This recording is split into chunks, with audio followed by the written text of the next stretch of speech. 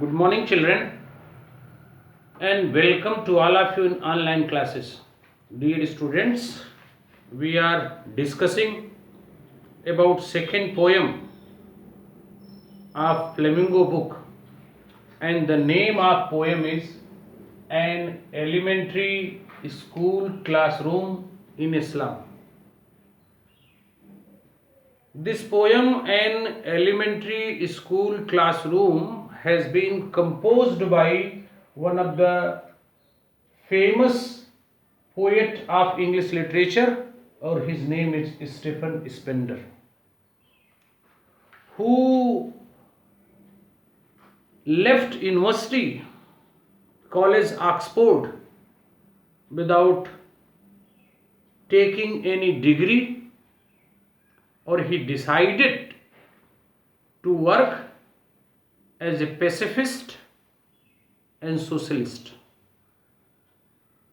Dear students, this particular poet Stephen Spender is famous for highlighting the issues of social injustice and social inequalities. Through this poem also, the poet has tried to raise the issue of social inequalities. Dear students, in previous video I told you and taught you the summary of whole poem. And today I am going to teach you line by line. But before starting the explanation, one question is given that I have discussed in previous video and I want to discuss today also. Or the question is, have you ever visited or seen an elementary school in Islam? Means, have you ever visited, have you ever seen the condition of an elementary school, primary school running in low economic standard area? So your answer will be yes.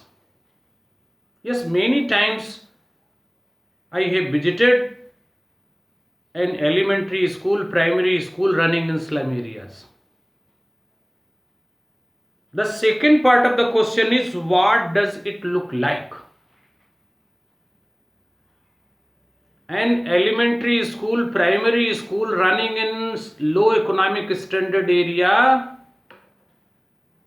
that such schools look like hell.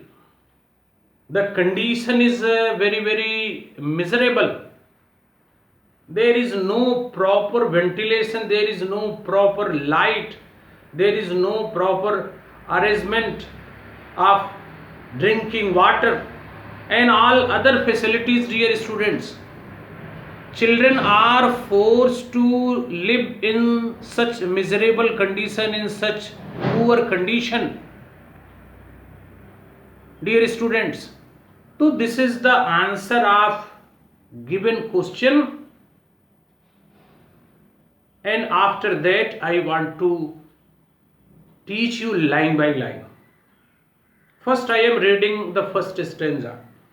Far from gusty waves the children faces, like rootless weeds, the hair torn round their pallor. A tall girl with her weighed down head, a paper seeming boy with rat's eyes, the stunted unlucky hire of twisted bones, reciting a father's grinly disease, his lessons from his desk at the back of dim classroom, one unnoted sweet young, his eyes live in a dream of his squirrel's game in a tree, in tree room. So this is first stanza. Or here in first stanza, poet wants to tell the condition of children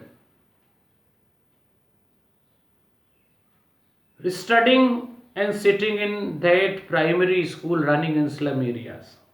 Or poet says कि far from the gusty waves these children faces. Means the children who are sitting and studying in elementary school classroom running in slum areas, they are far away from nature. They are far away from sudden blast. They are far away from windy areas, windy sea areas, windy sea. They are far away from powerful waves of the sea. Means they have not got opportunity to go in nature and to enjoy the beauty of nature. Or how their hairs are looking like? Our hairs are looking like rootless beads. The hair torn on their pelure.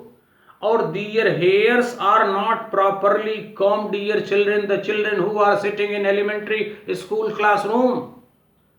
Their hairs are spread on their pelure, means yellowish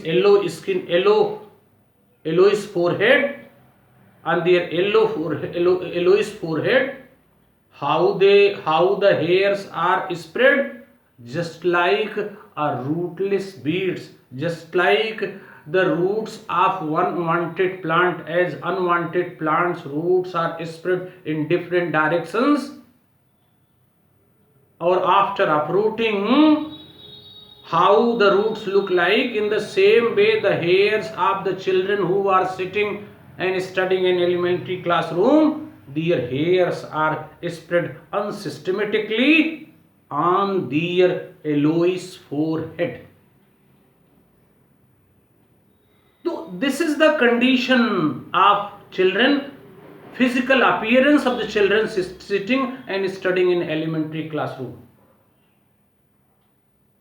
Or the poet says firstly about the first student, or what he tells, what he describes about the first student.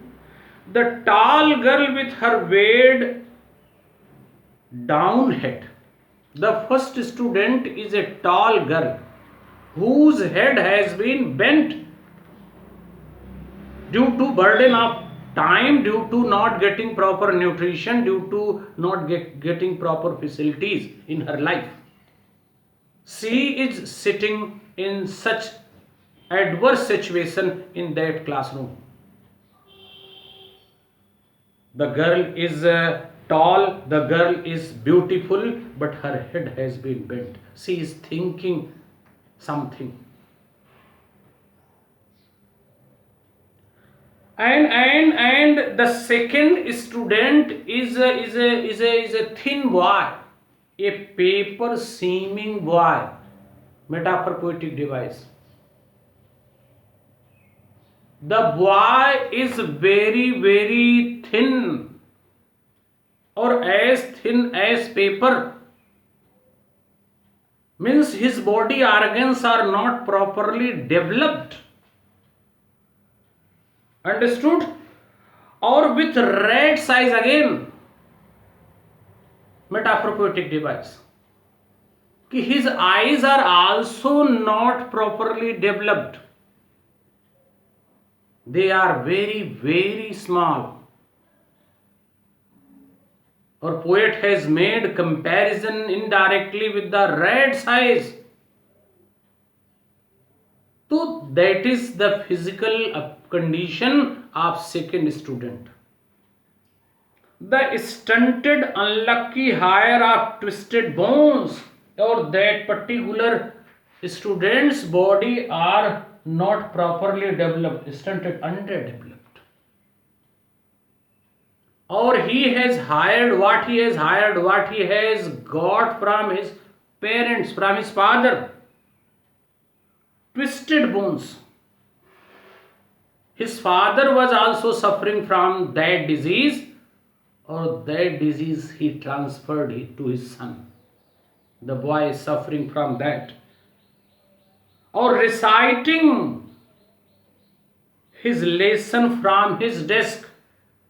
Or which student is reciting?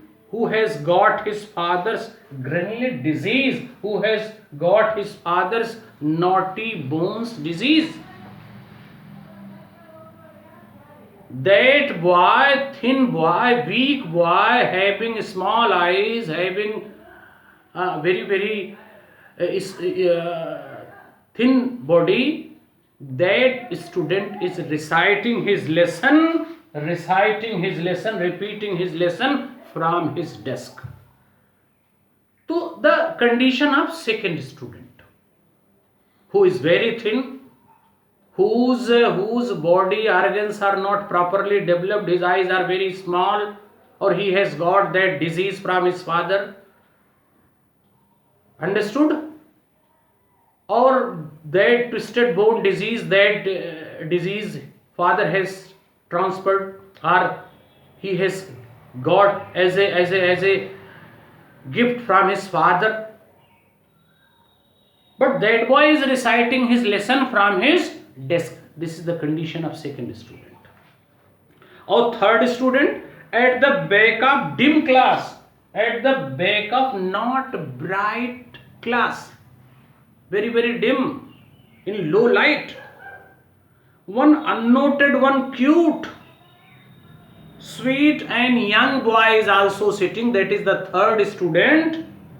Or what he is doing? His eyes live in dream. The second student's eyes lives in dream, means he is dreaming something.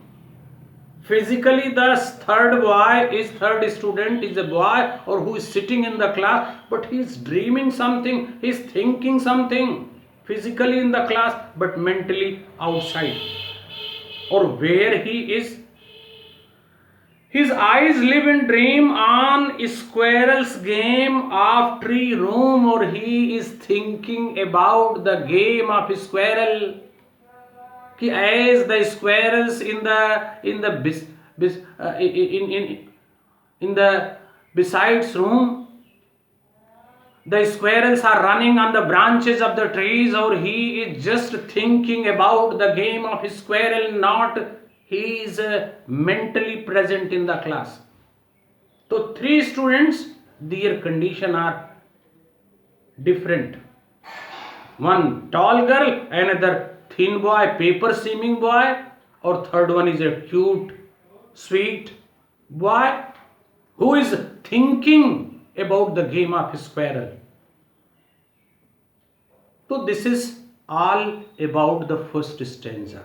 In that, the condition of students are given. How the students are studying in the classroom. How they are doing in the class. Okay? Now we will discuss about the second stanza, dear students. Other than this on sour cream walls, second stanza. Apart from this, dear students, in the second stanza, the condition of classroom is given. In first stanza, condition of students. In second stanza, condition of classroom, interior condition. How the condition of classroom is looking like. Or here poet says कि the sour cream walls, the walls of that classroom are faded yellow. They have been washed before many years. So faded walls, sour cream walls, or on those walls of classroom, two gifted items are displayed. One, Shakespeare's head, Shakespeare's picture. Or third, one map, one scenery, or what is given in that scenery? What is given? Cloudless at dawn. In the map, in the scenery, the dawn means the time before sunrise. So there is a picture of clear sky in the morning. One, a civilized dome, different big buildings, spreading in different parts of the cities, riding all cities, or build flowers of tireless valley. A tireless valley which is full of flowers, natural flowers. So that beautiful thing has been given. Big buildings given. Clear sky at dawn given. Or this open-handed map awarding world its world. That particular map means the second donated item, gifted item, is actually giving the real picture of the world. That map is definitely describing and telling about the real picture of the world, dear students. Open-handed, generous. In that the real thing has been displayed, in that real picture of the world has been shown. But for the children who are sitting and studying in elementary classroom, what is for them? Here is given. But for the children, these windows are their world, not that map. Means this particular packed, dark, dirty classroom is their dunya, not that world which has been shown in the map. So this is the difference. In that map, in that scenery, good things have been shown, beautiful things have been shown, cloudless dawn has been shown, tireless valley full of flowers has been shown, and big buildings spread in the different parts have been shown. But for the children, this packed classroom is their world, where all their future is painted with fog. Or here in this condition, dear students, their future is as unclear as fog. A narrow street sealed with the lead sky, or they are living in that narrow streets, which is here is given sealed, closed in that polluted sky, or they are forced to live in that polluted atmosphere, in that polluted condition, situation. Or last line of the second stanza, dear students, these students are far from rivers. Means they have not seen rivers, they have not seen caves, a point of land running into the sea, or land which is surrounded by water in the sea. So they are far away from caves, they have not seen caves, they have not seen rivers, they have not seen the stars of the world, because they are living under the lead sky, polluted sky. Their future is as unclear as fog. Understood? So this is the condition of classroom and the students who are sitting and studying in elementary classroom. Two items have been displayed. One, picture of great dramatist and writer, poet Shakespeare, or another is of that open-handed map. I have told you the explanation of both stanza, dear students, stanza 1 and stanza 2.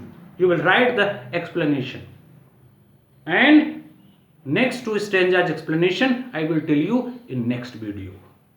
I hope you have understood. Thank you, dear students.